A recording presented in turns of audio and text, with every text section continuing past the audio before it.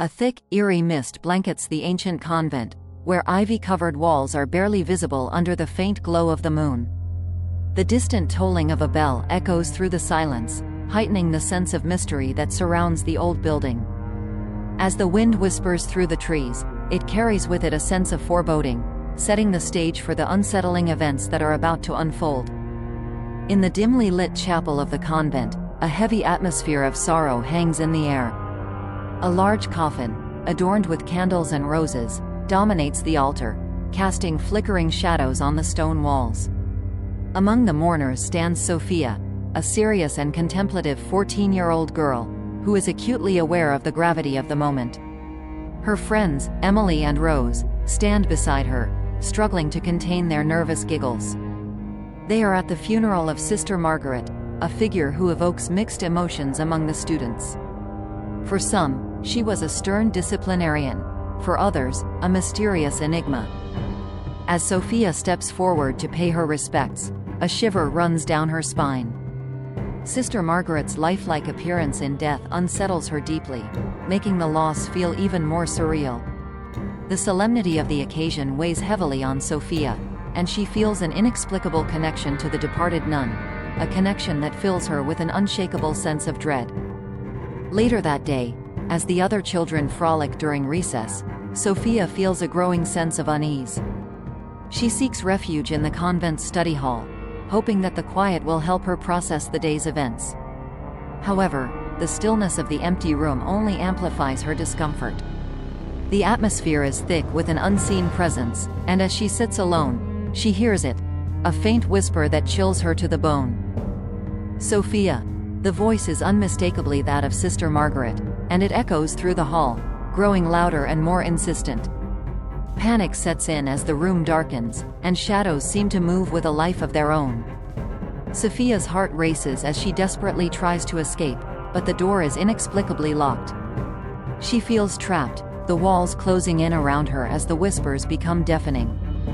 Just when it seems she can't bear it any longer, the door bursts open, and she stumbles into the hallway, gasping for breath, her mind reeling from the encounter. That night, the convent's dormitory is filled with nervous whispers. The other girls are abuzz with speculation about what happened to Sophia, their imaginations running wild. But for Sophia, the fear is all too real. She lies in bed, wide-eyed, unable to shake the terror that grips her heart. The room is cold, the candlelight flickering as if threatened by an unseen force. As the night deepens, a chilling breeze sweeps through the dormitory, extinguishing the candles and plunging the room into darkness. Sophia's breath catches in her throat as she hears a familiar sound, the rhythmic breathing she heard earlier. It grows louder, closer, as if someone, or something, is standing right beside her bed. Trembling, she pulls the blanket over her head, trying to block out the noise, but it only becomes more intense, more terrifying. Summoning all her courage, Sophia peeks out from under the blanket, only to find the room empty. But the fear doesn't dissipate. Instead, it lingers, wrapping itself around her like a suffocating fog.